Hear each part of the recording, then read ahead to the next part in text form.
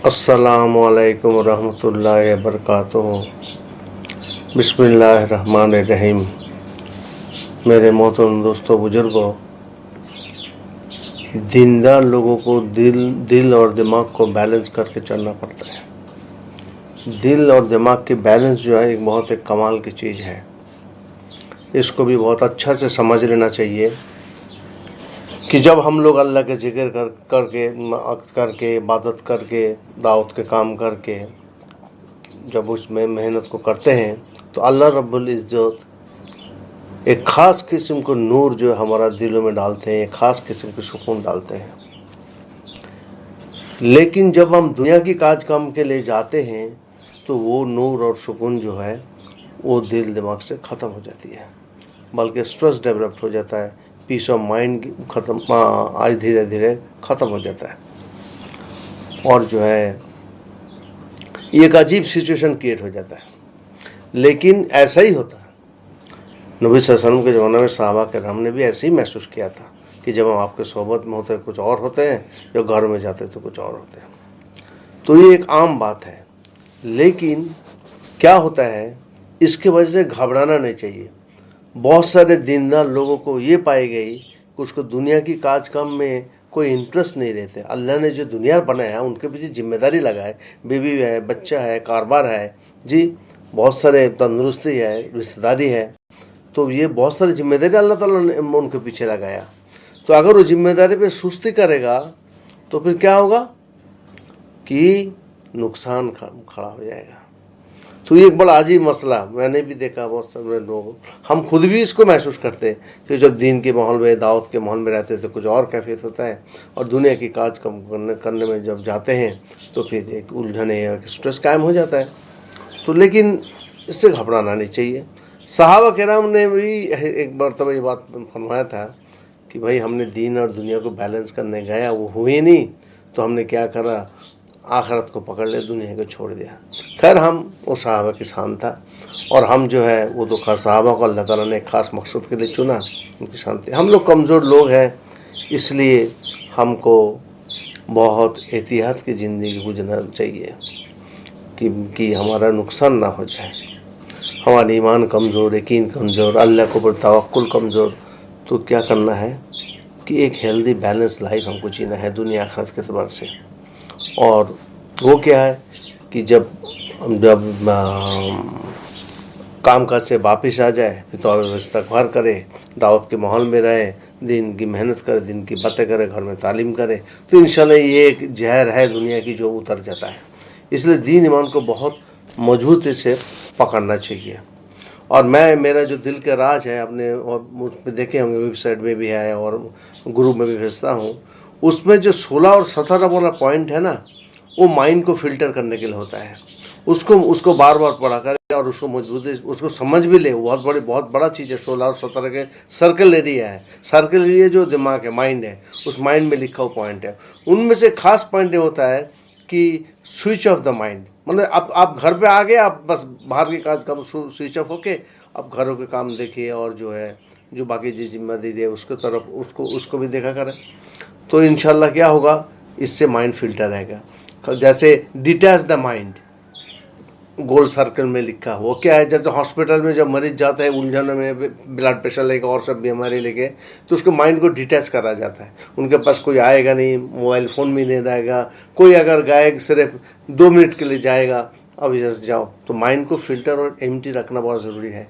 दिमाग के ऊपर बोझ चढ़ेगी तो बहुत बड़ा बला फैलेगा, बीमारी फैलेगी, उलझन फैलेगा, गुस्सा फैलेगा, स्ट्रेस फैलेगा। सब दिल के राज में ये बात लिखा हुआ है। अब लोग इसको फॉलो करें। हमारे हज़रत जी रहमतुल्लाह अलैह ने एक बात बहुत कहा करते थे कि देखिए, मौलाना इनाम हसन से एक बात करते थे कि भाई तुम बेहतरीन बिस्तर खरीद सकते हो पैसे के जरिए से, लेकिन तुम नींद नहीं ला सकते जब तक अल्लाह न दे। तुम बहुत अच्छे दवाई खरीद सकते हो, लेकिन तुम तंदुरुस्ती नहीं खरीद सकते जब तो अल्लाह ना दे। तुम जो है महंगे घर खरीद सकते हो और सुकून से रहना चाहते हो उस घर में, लेकिन सुकून आती नहीं जब तक अल्लाह ना दे। ये ईमान है। पीस, ट्रैंक्विलिटी ये अल्लाह की रहमत है। तो इसलिए जो लोग अल्लाह के ज़िक्र में, नमाज में, कुरान पढ़ने में, दावत के काम में और नेक अमल में मशगूल रहेगा, उसके दिल में वो नूर मिलेगा। वो ऐसे नहीं आती वो नूर, वो एक पर्टिकुलर मेहनत के बाद ही वो आती है। तो इसलिए हम जो बात बताना चाह रहे हैं कि दिल दिमाग को बैलेंस करके चलिए। हम लोग कमज़ोर लोग हैं, इत्तेदाल के साथ, इत्तेदाल दिल की सिफा है।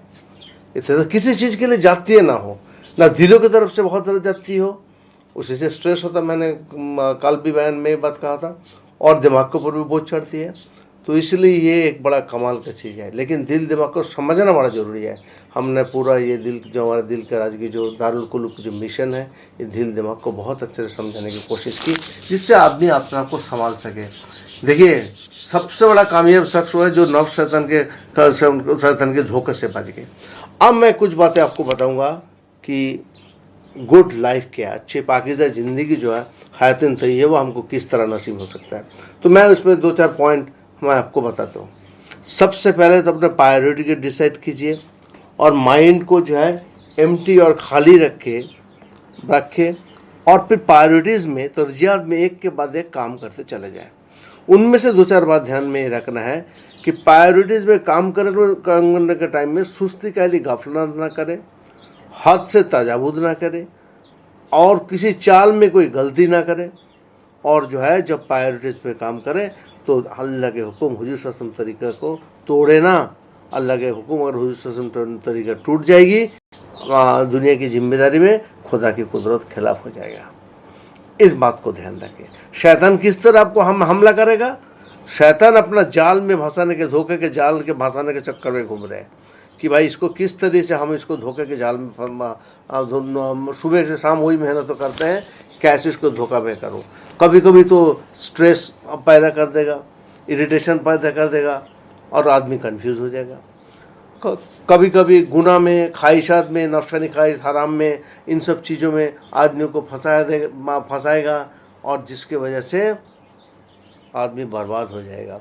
और हज़ारों नेक काम करते हुए भी आदमी बर्बाद हो जाएगा अगर ये नफ्सानी ख्वाहिशात और गुनाह की और अगर इत्तिबा की हराम ख्वाहिशात। सबसे आसान तरीका यह है, शैतान जो है खाने के रास्ते में सबसे ज़्यादा घुसता है। उससे क्या होता है, गफलत फैल गई, पेट में गैस हो रहा है, ज़्यादा खा ले तो बीपी भी हो रही है, शुगर भी बढ़ रहा है। तो उससे वो क्या करेगा, उसके बॉडी के अंदर एक सुस्ती, काहली, गफलत पाया जाएगा और दिल दिमाग पे को क्या करेगा, वो परेशान करेगा, सुकून बर्बाद हो जाएगी, दिल दिमाग की नींद नहीं आएगी। तो शैतान ये हमला करता है। सबसे बेहतरीन फोकस क्या है? सबसे बेहतरीन फोकस है कौन सी टाइम में किस चीज़ों में हमें फोकस रहना है। ये एक बहुत बड़ा कमाल की चीज़ है कि किस वक्त कौन सी चीज़ों में फोकस है। इसी में आदमी जो है, इसी में मार खा जाता, ज़्यादा पता नहीं चलता हमें कौन सी चीज़ में फोकस होना है। और जो है हमेशा गाफलत से और भूल से बचते रहे। फोकस इस पर भी जाएगा, जैसे हमने कहा कि भाई कौन सी टाइम में किस तरह फोकस होंगे। और गाफलत, भूल इंसान को सबसे ज़्यादा पकड़ता है। और जो है इंसानों के 3 बेहतरीन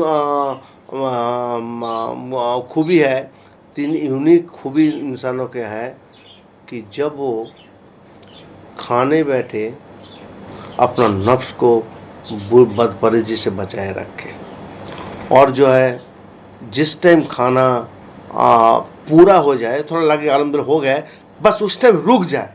होता क्या, ख्वाहिश और मज़े के चक्कर में हद से तजावुज़ हो जाता है, तो उस टाइम वो रुक जाए।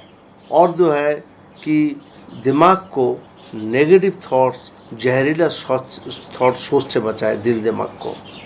कि उसकी क्या होता है, इसकी वजह से इंसानों को अखलाक ख़राब हो जाती है।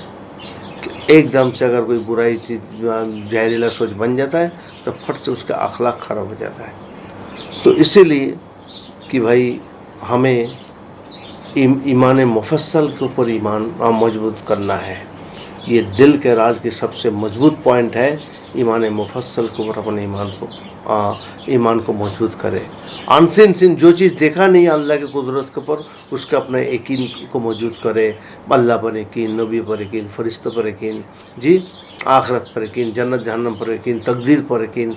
तो इन सब चीज़ों के ऊपर अपना ईमान को बहुत मजबूत रखे। तो इसलिए अपना बॉडी को हमेशा खामोश रखा करें, जुबान को काबू में रखा करें, तो इंशाल्लाह हज़ारों गुना से आदमी बच जाएगा। और जो है इंस्टेंटली किसी चीज़ के ऊपर रिएक्ट ना कर डालें, इससे अखलाक ख़राब हो जाती है।